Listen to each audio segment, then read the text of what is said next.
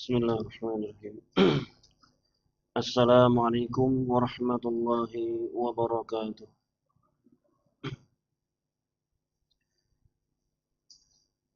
Alhamdulillahi rabbil alamin. Wassalatu wassalamu ala al-mab'uthi rahmatan lil alamin. Nabiyyina Muhammadin wa ala alihi wa sahbihi ajma'in. Amma ba'd. Bapak, ibu-ibu jamaah Masjid As-Salam rahimakumullah. Alhamdulillah, pada hari ini Allah memberikan kesempatan yang besar bagi kita untuk thalabul ilmi dengan cuaca yang cerah, agak mendung, dan salawat dan salam semoga senantiasa tercurahkan kepada suri teladan kita Rasulullah Muhammad sallallahu alaihi wasallam, kepada para keluarganya, para sahabatnya, dan para pengikutnya sampai yaumul akhir nanti.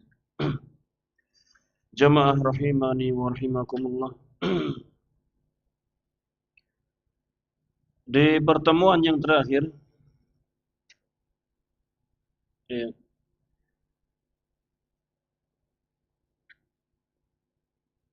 kita masih membaca buku masalah-masalah jahiliyah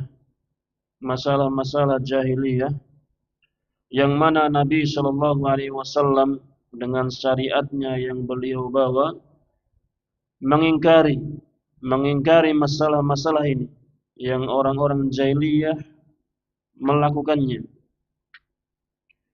Ada banyak masalah, banyak perkara yang mereka kerjakan kemudian diingkari oleh Nabi Shallallahu Alaihi Wasallam. Ya. Dan walhamdulillah, di petang hari ini kita masih di pembahasan di masalah yang ke-31. Silakan dibuka di halaman 122. 122.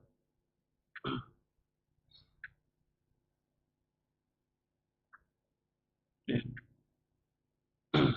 Masih di bab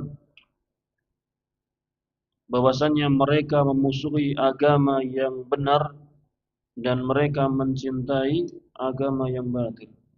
Ya. Ini karakter orang-orang jahiliyah.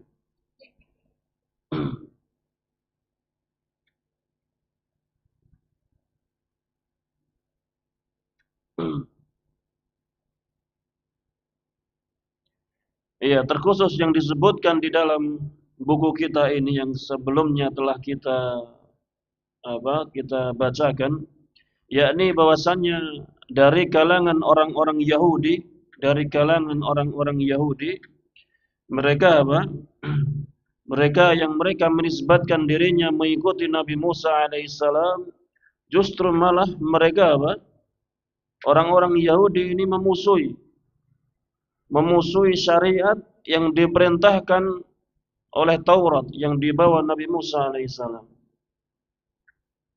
Dalam Taurat disebutkan bahwasanya agar mengikuti seorang nabi yang ummi,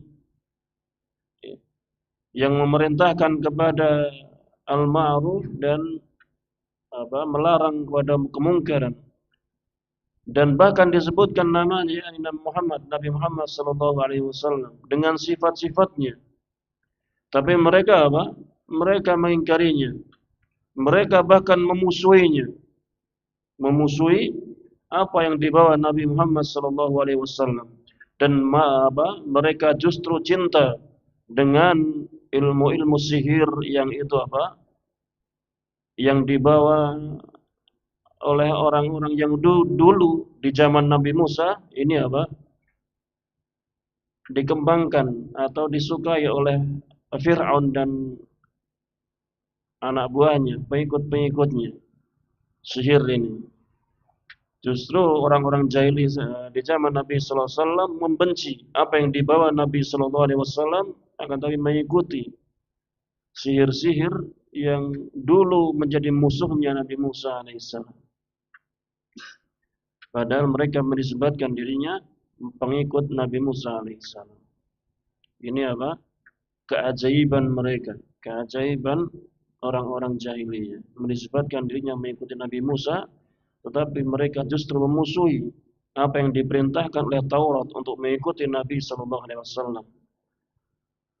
Bahkan mereka malah cinta kepada musuhnya Nabi Musa, yakni Fir'aun, dengan sihirnya.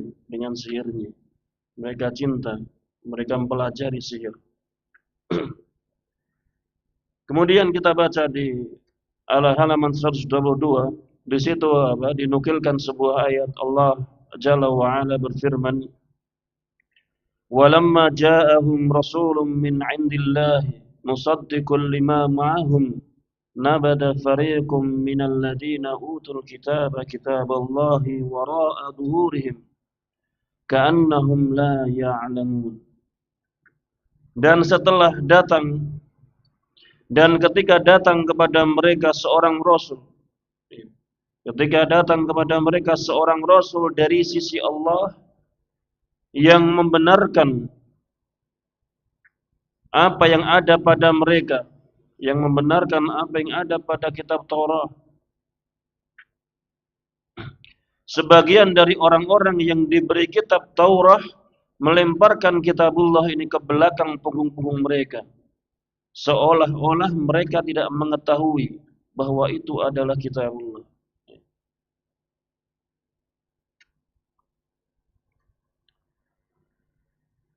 Disebutkan oleh Asy'arih di situ, seakan-akan mereka tidak mengetahui Rasul ini. Allah Subhanahu wa taala dalam ayat tersebut mengungkapkan bahwasannya orang-orang Yahudi ini ka'annahum la ya'lamun. Seakan-akan mereka tidak mengetahui bahwasannya ini adalah Rasul yang disebutkan di dalam Taurat mereka. Seakan-akan mereka tidak mengetahui. Ini menunjukkan apa? Mereka ini tahu sebenarnya. Cuma seakan-akan mereka tidak mengetahuinya.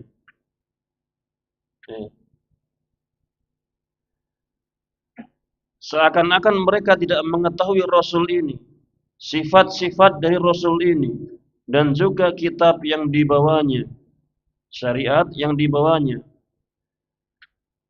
Mereka melakukan perbuatan orang-orang bodoh yang tidak mereka ketahui karena sombong dan penentangan. Ya, ini kalimat ini agak enggak enak. Amilu amalal juhalil ladzi la ya'rifunahu. Mereka melakukan suatu amalan sebagaimana orang-orang bodoh melakukannya. Orang-orang bodoh, orang-orang yang tidak mengetahui. Namanya orang-orang bodoh itu orang yang tidak mengetahui. Jadi orang yang mengetahui ini melakukan suatu perkara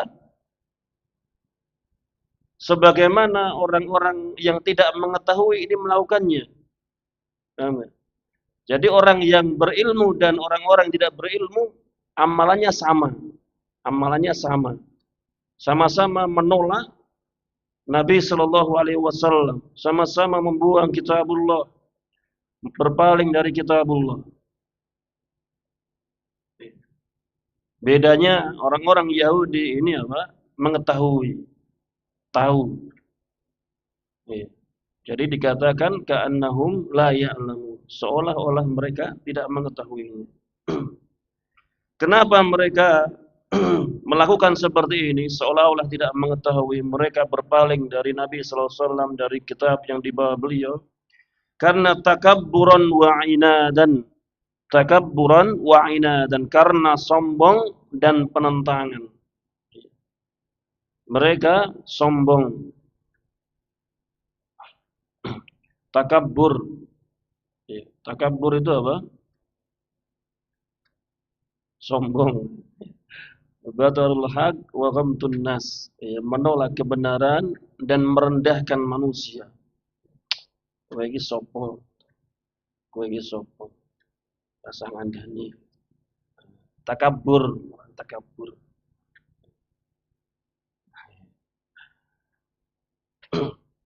Itu bahasa Jawanya. Itu takabur. Takabur. Ghamtun nas wa batalul haq. Batalul haq wa ghamtun nas. Menolak kebenaran dan merendahkan manusia. Merendahkan manusia yang lainnya. Merasa dirinya paling. Sehingga tidak mengakui, tidak mau menerima kebenaran yang datang dari orang lain. Ini orang Yahudi. Dikatakan lam yakul li'annahum la ya'lamun. Allah Subhanahu wa taala dalam ayat tersebut tidaklah mengatakan, tidak berfirman karena mereka orang Yahudi tidak mengetahui. Jadi sebagian ahlu kitab ini melemparkan atau membuang kitabullah ke belakang punggung-punggung mereka. Allah melanjutkan bukan dengan berfirman karena mereka tidak mengetahui. Jadi alasannya bukan karena mereka tidak mengetahui. Tapi apa? Seakan-akan mereka tidak mengetahui. Tetapi Allah berfirman dengan ka'annahum la ya'lamun. Seakan-akan mereka tidak mengetahuinya. Li'annal alim idza lam ya'mal bi'ilmihi faka'annahu la ya'lam. Karena sungguhnya seorang alim itu, seorang yang berilmu itu, apabila tidak mengamalkan ilmunya, ya maka seakan-akan dia tidak berilmu. Seorang yang berilmu itu apabila dia tidak mengamalkan ilmunya, ya seakan-akan dia tidak berilmu. Kenapa? Li'anna samratal ilm al-amal. Karena sungguhnya buah dari ilmu itu amal. Ya, harusnya ketika ada ilmu itu membuahkan amal harusnya. Ya, harusnya. Ketika ada seorang memiliki ilmu kok tidak mengamalkannya, ya sama keadaannya sebagaimana orang yang tidak berilmu. Maka dikatakan seakan-akan dia tidak berilmu. Fa idza lam ya'mal sara huwa wal jahilu sawa. Bal al jahilu yakunu akhaffa minhu itsman. Maka apabila seorang yang alim itu, seorang yang berilmu itu tidak beramal, tidak mengamalkan ilmunya, maka jadilah dia ini sama dengan orang yang bodoh, orang yang tidak tahu. Ya, sama saja keadaannya. Bahkan orang yang tidak tahu itu, orang yang bodoh itu, justru malah dosanya lebih ringan. Dosanya lebih ringan. Ya. Orang yang tahu bahwasannya sholat itu apa? Wajib. Caranya seperti ini, seperti itu. Dia tahu memang sudah belajar caranya sholat, takbiratul ihram, sampai salam. Kemudian orang yang kedua, dia tidak berilmu, tidak tahu bagaimana cara sholat. Ya, tahunya cuma melihat orang sholat tuh, dari kecil saya lihat orang sholat seperti itu. Ketika dua-duanya ini, orang yang berilmu tahu cara sholat, yang kedua tidak tahu caranya sholat, cuma lihat saja tanpa belajar. Ketika dia dua-duanya tidak melakukan sholat, ya sama saja keadaannya. Bahkan orang yang berilmu dosanya lebih besar. Orang yang berilmu dosanya lebih besar ketika dia tidak mengerjakannya.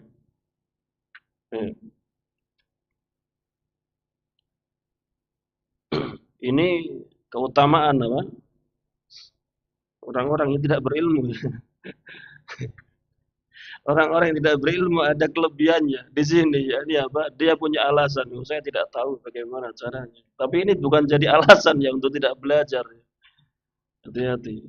Yang wajib, perkara-perkara yang wajib, ibadah-ibadah yang hukumnya wajib, maka wajib juga kita belajar.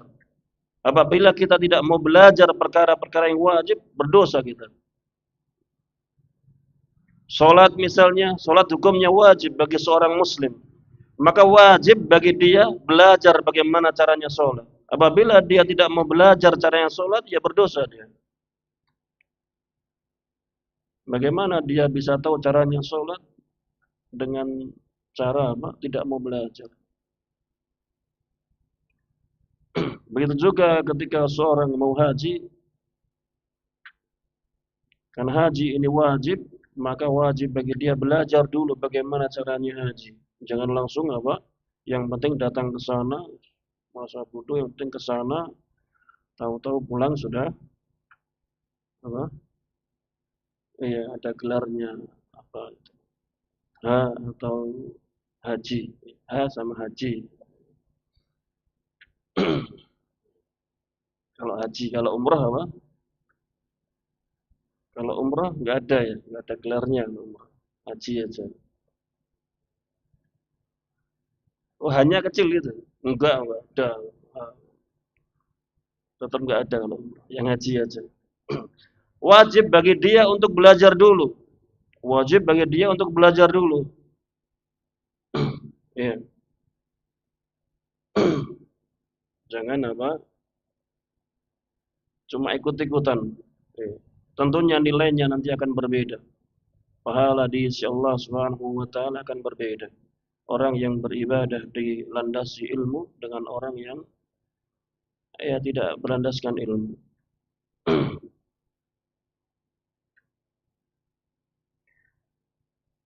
Kemudian dikatakan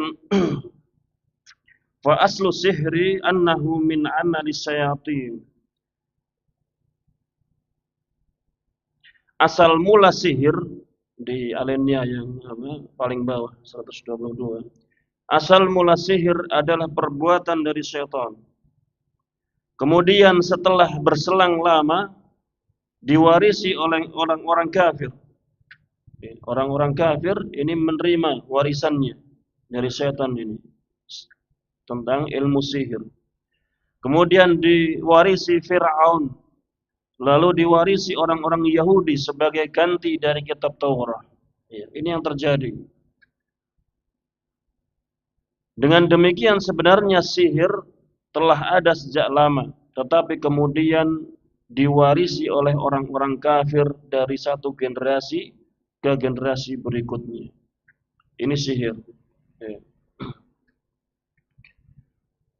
Sihir ini perkara yang mengakibatkan seseorang bisa kufur, termasuk perkara yang bisa mengeluarkan seseorang dari keislamannya. Jadi jangan belajar sihir, jangan belajar sihir. Sihir ini meminta bantuan setan, meminta bantuan jin. Dengan dia membuat perjanjian dengan jin, entah dengan pengorbanan tumbal dan seterusnya. Ini sihir. Ketika kita mau menghambakan kepada jin, maka jin akan menolong kita.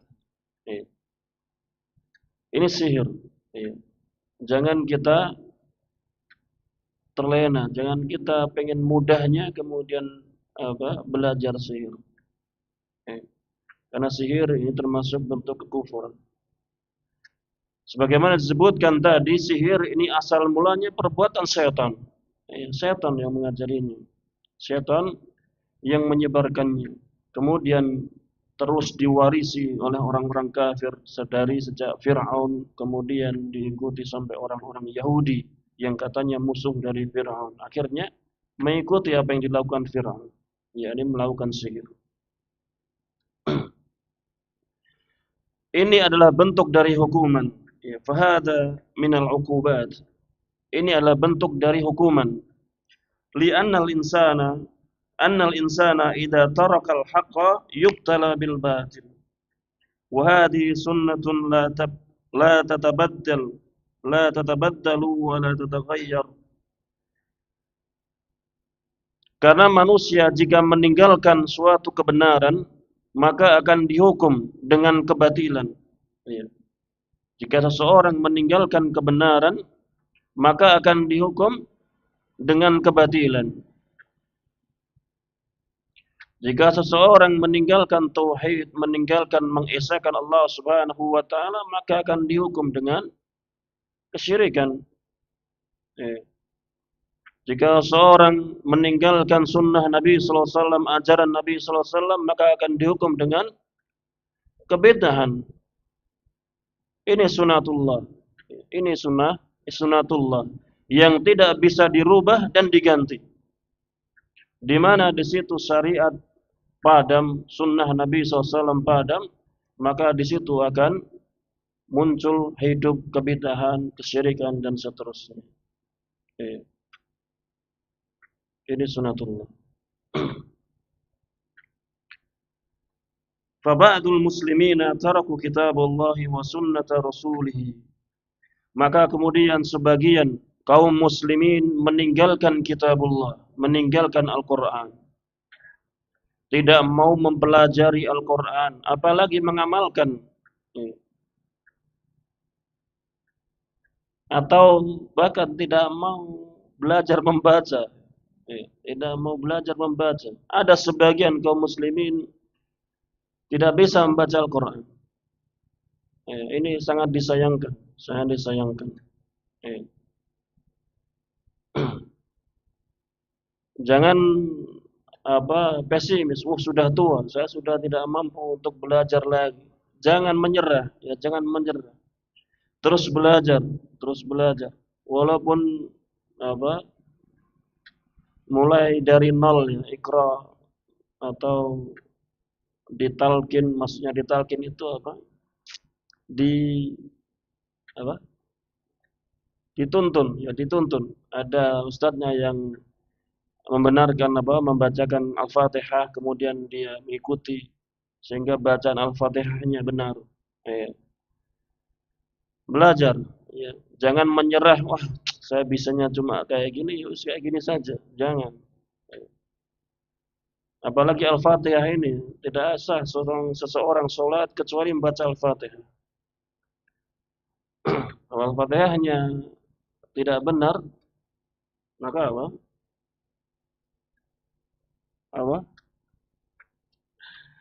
dibaca semampunya. Tapi jangan terus bisanya cuma kayak gini. Ini hukumnya berbeda lagi.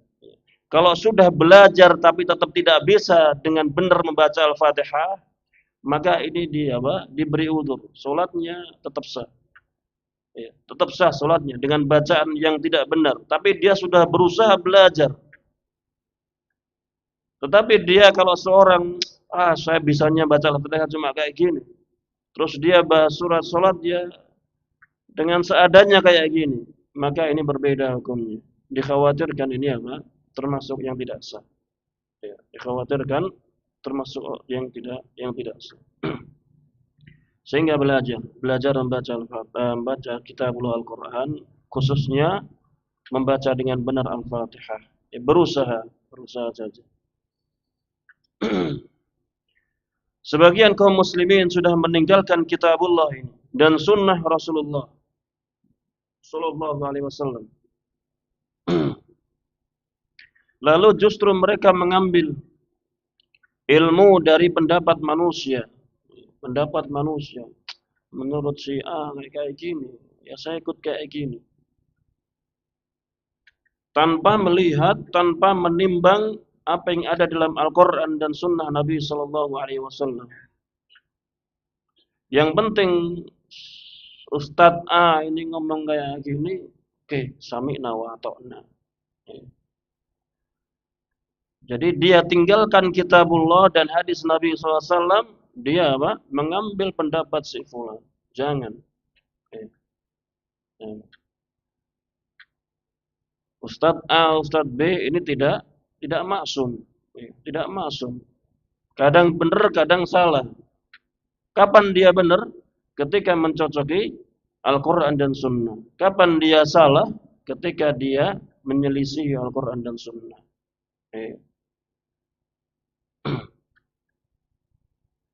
Sebagian kaum muslimin meninggalkan kitabullah dan Sunnah Rasulullah SAW. Lalu mengambil ilmu dari sebagai pendapat manusia.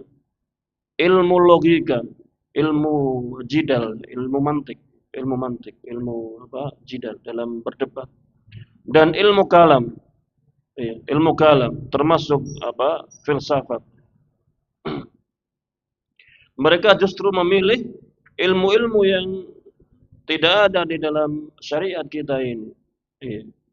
Mereka meninggalkan Al-Quran dan Sunnah, mereka berpaling ilmu-ilmu yang lahir di negeri-negeri kufur. Ya.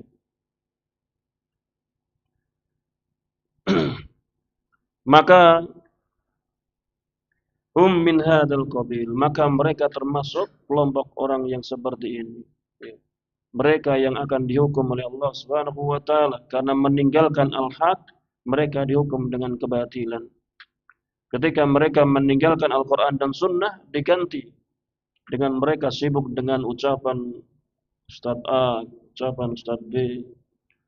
Mereka sibuk dengan filsafat, sibuk dengan ilmu kalam dan seterusnya. Maka mereka termasuk dalam golongan orang-orang Yahudi ini. Mereka meninggalkan kitabullah dan sunnah Rasulnya, serta mengambil selain keduanya. Ketika mereka menentang kitabullah dan sunnah Rasulnya, serta tidak mengambil akidah dari kitabullah dan sunnah Rasulnya, maka mereka dihukum dengan hukuman yang berupa mengambil akidah dari ilmu orang-orang kafir dan ateis. Ya, ateis diterjemahkan dengan ateis. Orang-orang kafir dan orang-orang yang menyimpang. Alangkah serupanya malam ini dengan malam kemarin. Ya. Iya, seolah-olah serupa ya, apa yang terjadi dari kalangan kaum muslimin dengan orang-orang jahiliyah zaman dulu. Iya. Mereka orang-orang jahiliyah membuang Al-Quran. Mereka tidak mau menerima Nabi SAW dan syariatnya. Mereka memilih sihir. Mereka memilih sihir yang diwarisi, yang diberikan dari zaman Fir'aun, musuhnya Nabi Musa alaihissalam. Demikian juga sebagian kaum muslimin seperti ini. Mereka sudah tidak mau melihat, tidak mau melirik Al-Quran dan hadis Nabi Sallallahu Alaihi Wasallam, malah lebih condong membuka menerima pendapat-pendapat dari manusia tanpa menimbang Al-Quran dan Sunnah. Ini apa? Ini hampir serupa, Begitulah. Wa hakadha kullu man taraka al-haqqa fa innahu yuqtala bil batil. Maka begitulah setiap orang yang meninggalkan al-haq, maka dia akan dihukum dengan kebatilan. Akan dihukum dengan dijerumuskan kepada kebatilan. Siapa yang meninggalkan mazhab ahli sunnah wal jamaah, maka akan dihukum dengan mazhab firqah-firqah yang sesat. Yang meninggalkan mazhab ahli sunnah wal jamaah, maka dia akan dihukum dengan kelompok-kelompok yang sesat. Barang siapa yang bergabung dengan kelompok yang sesat dan menentang kitabullah dan sunnah serta manhaj ahli sunnah wal jamaah, maka dia akan dihukum bersama dengan kelompok yang sesat itu.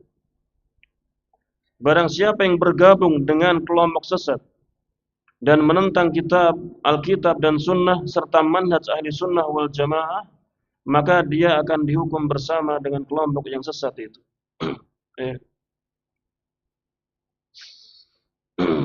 Ahli Sunnah wal Jamaah ini siapa? Ahli Sunnah wal Jamaah ini siapa? Sudah pernah dengar ahli Sunnah wal Jamaah? Sering dengar? Iya.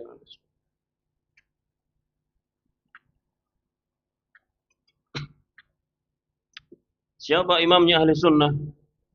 Pemimpinnya ahli sunnah wal jamaah siapa? Imamnya? Nabi Sallallahu Alaihi Wasallam. Iya, Nabi Sallallahu Alaihi Wasallam. Iya.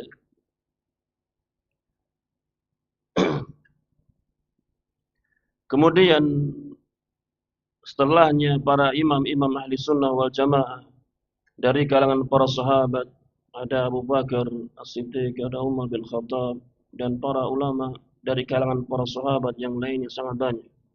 Kemudian menurun pada murid-murid mereka dari kalangan tabi'in, Mujahid, kemudian Tawus, Atha, dan sangat banyak sekali dari kalangan tabi'in. Ini imam-imam ahli sunnah wal jamaah. Kemudian para imam yang empat, Imam Abu Hanifah, kemudian setelahnya Imam Malik, murid dari apa? Imam Malik ini murid siapa?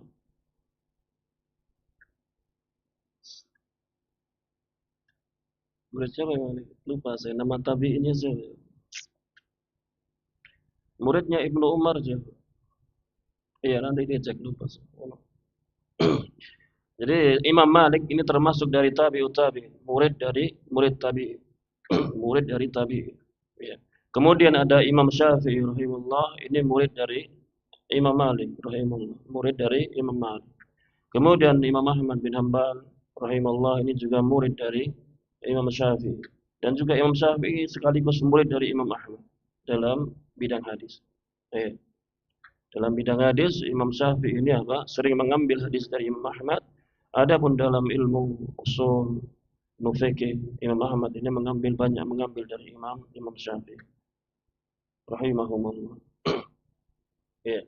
Ini imam-imam ahli sunnah wal jamaah yang hendaknya kita mengetahui bagaimana akidah mereka, Bukan cuma fikihnya saja yang kita tahu ya, tapi akidahnya mereka yang justru penting, lebih penting. Bagaimana akidahnya Imam Ahmad, bagaimana akidahnya Imam Syafi'i, bagaimana akidahnya Imam Malik. Yang selama ini kita tahu kan fikihnya saja, bagaimana fikihnya Imam Malik, bagaimana fikihnya Imam Syafi'i, Imam Ahmad. Fikihnya mereka ada silang pendapat di kalangan mereka. Adapun dalam masalah akidah, mereka tidak bersilang pendapat, mereka bersepakat. Dalam masalah akidah, mereka bersepakat. Dalam masalah iman, mereka bersepakat. Sehingga ketika kita belajar akidah dari nukilan-nukilan perkataan mereka, ini mudah. Karena sama mereka, akidah mereka. Berbeda ketika masalah fikih, ruwet. Karena apa? Ada silang pendapat. Iya, ini apa? Ahli sunnah wal jamaah, dan ini imam ahli sunnah wal jamaah yang hendaknya kita mengetahui. Dan mereka juga bukan maksum ya. Imam Syafi'i, Imam Ahmad, Imam Malik ini tidak maksum. Kadang mereka benar, kadang mereka salah. Bisa saja mereka benar, bisa saja mereka salah. Maka tidak boleh kita langsung mengambil semuanya. Mengambil langsung pokoknya saja. Tetap timbangannya adalah Al-Quran dan Sunnah. Tapi juga jangan sampai kita kelewatan batas. Tidak ada imam sebelumnya, tahu-tahu kita apa? Punya pendapat sendiri dengan mengambil dari Al-Quran seperti ini. Ini dalam Al-Quran ini maksudnya yang seperti ini, bukan seperti perkataan Imam Syafi'i. Antum itu siapa? Kami ini siapa dibandingkan Imam Syafi'i, Imam Ahmad? Kalian ini siapa? Atau bahkan menulis buku kesalahan-kesalahan apa? Imam Ahmad, kesalahan-kesalahan Imam Syafi'i. Ini siapa? Jangan sampai kelewatan batas. Tidak boleh kelewatan batas, juga tidak boleh kita berlebih-lebihan terhadap mereka. Mereka ini bukan orang yang maksum. Tidak semuanya benar. Tapi juga jangan merendahkan mereka. Mereka ahlul ilmu, imam-imam kita yang pantas mendapatkan doa kita ketika kita menyebut Imam Syafi'i, kita doakan rahimahullah ta'ala. Imam Syafi'i rahimahullah.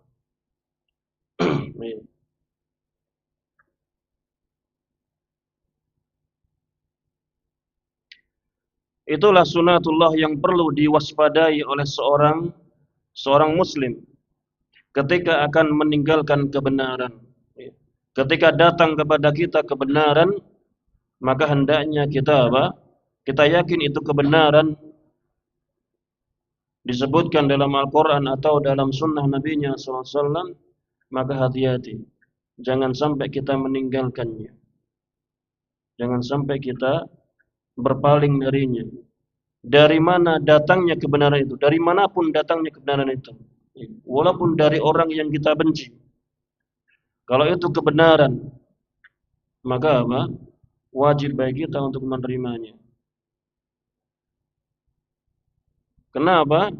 Karena jika dia meninggalkan kebenaran itu, maka dia akan dihukum dengan kebatilan. Maka dia akan ditimpakan kebatilan. Dia akan dijerumuskan ke dalam kebatilan. Tentunya ini bahaya. Ini bahaya. Jika dia tidak mengikuti orang yang benar, maka dia akan selalu mengikuti orang batil untuk selama-lamanya.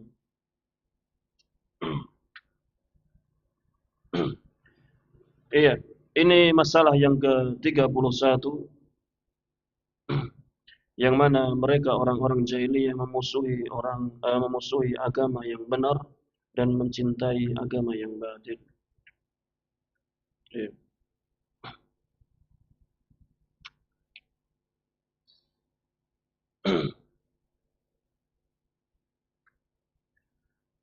Kita lanjutkan di masalah ke-32.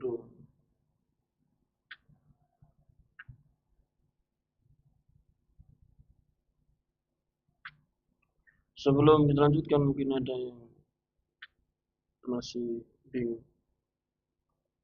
Iya, gimana sebentar?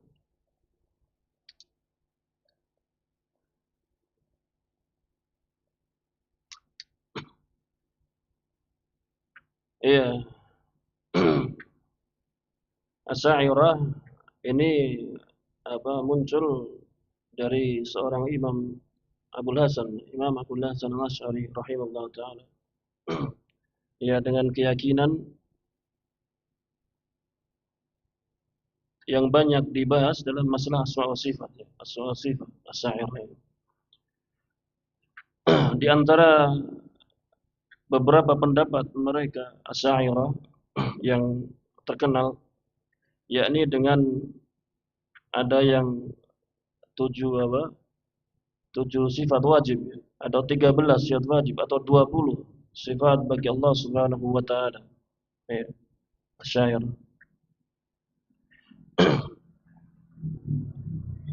Ini apa?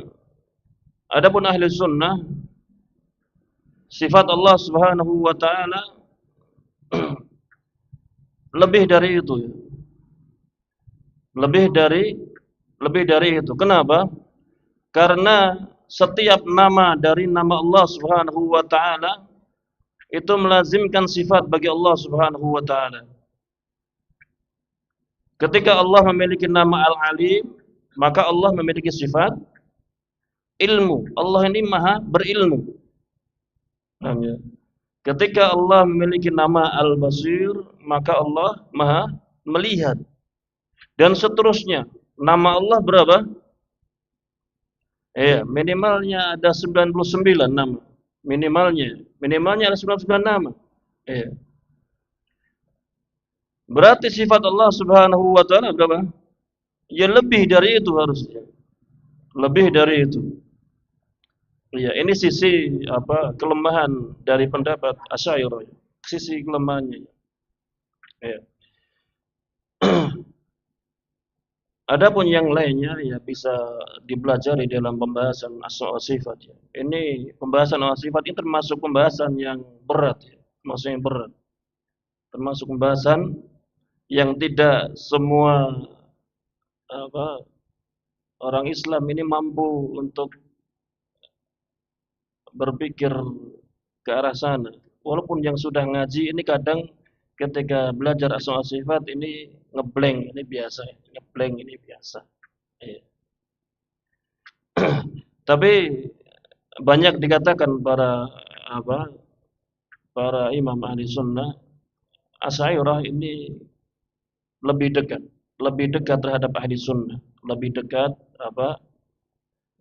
saja, lebih dekat terhadap ahli sunnah. Ya. Tidak sampai derajat kufur, ya. Tidak sampai derajat kufur, ya. Jadi jangan dipahami lebih dekat berarti itu kafir, bukan. Tidak ada yang sampai mengkafirkan, kecuali mungkin dia menolak nas Al-Quran dan Sunnah, bisa jadi dikufurkan. Tapi ketika dia cuma berpendapat sebagaimana pendapat Asy'ariyah seperti itu, karena mengikuti gurunya dia, seperti Imam Nawawi Imam Ibnu Hajar rahimahumullah, mereka ada beberapa masalah atau bahkan dominannya mereka banyak terpengaruh Asy'ariyah. Ya. Tetapi dianggap oleh semua kaum muslimin, bahkan dianggap Imam Ibnu Hajar, Imam Nawawi, Imam Ahli Sunnah. Ya. Imam Ahli Sunnah. Ciri khusus Ahli Sunnah atau ciri khusus Asy'ariyah, dikatakan sebagian imam bahwasannya Asy'ariyah itu mendahulukan akal daripada nakal. Ya, mendahulukan akal daripada nas. Ini yang disebutkan. Kemudian karenanya mereka membela Imam Nawawi. Kenapa Imam Nawawi tidak disebut Asy'ariyah? Kenapa? Karena Imam Nawawi mendahulukan nas. Ketika datang nas yang jelas, beliau apa? Mendahulukan nasnya. Mendahulukan apa yang datang dalam nas. Cuma beliau banyak apa? Sedikit banyak terpeleset dalam masalah takwil sifat ini. Iya. Akan tapi beliau diberi udur karena apa? Kemungkinan beliau taklid dengan gurunya, terpengaruh dengan gurunya. Wallahu a'lam. Tidak panjang lebar tentang Asy'ariyah. Ini sekali lagi butuh pembahasan sendiri, dan untuk jamaah as-salam belum pernah kan bahasa asal ya, sebaiknya jangan terlalu panjang masalah asal sifat. Iya. Intinya ya belajar saja, belajar lagi saja tentang asma wa sifat. Iya. Tentang asma wa sifat kalau mau memperdalami masalah bagaimana Asy'ariyah, bagaimana ahli sunnah wal jamaah. Iya. Wallahu a'lam bishawab. Iya. Iya terus.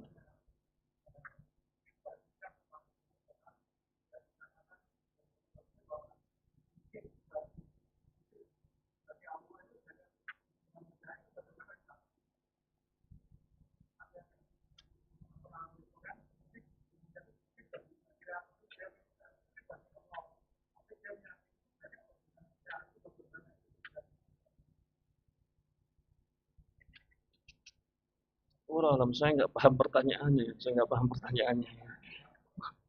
Iya.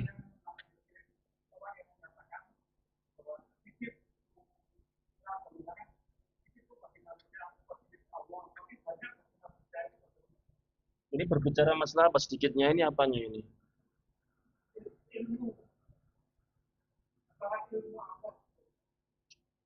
Wallahu a'lam, saya nggak paham. Wallahu a'lam, saya nggak paham maksudnya apa, larinya kemana, saya apa, sedikit bagi Allah, kemudian manusia menganggapnya banyak.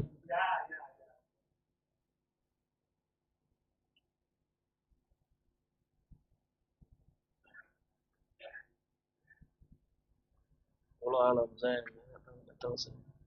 Apa itu maksudnya? Wallahu a'lam. Rezeki ya Allah, maka apa yang Allah berikan di dunia sedikit. Ya, kalau dikumpulkan rezeki ini kepada satu manusia banyak sekali. Ya, larinya kemana saya nggak paham, pertanyaannya ini nggak paham, maaf apa saya nggak paham. Ya, ya bukan nggak mau jawab, saya memang nggak paham maksudnya, dan apa ya, kalau itu larinya kemana saya nggak paham. Ya,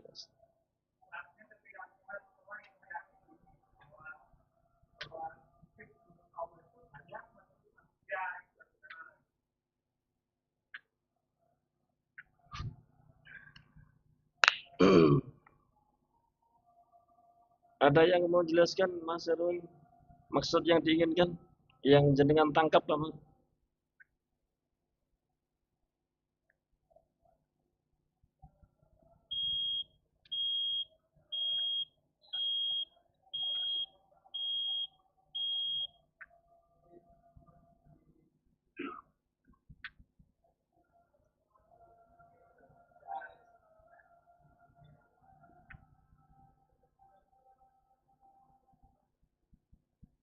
Iya, kalau yang diinginkan rahmat Allah yang diturunkan ke dunia itu sedikit, yang Allah turunkan ke dunia. Iya, Allah. Tapi kalau rahmat yang turunkan dunia itu dikumpulkan ke satu manusia ya banyak sekali gitu.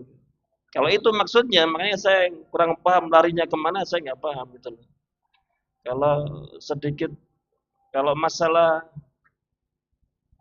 ilmunya Allah sedikit, ilmunya Allah sedikit, bagaimana?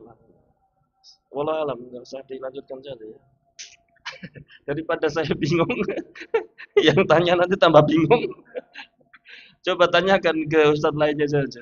Tanya ke ustadz lainnya. Wallah alam. Saya bener-bener nggak paham saya. Biasa manusia kan ada yang kurang dalam pemahaman.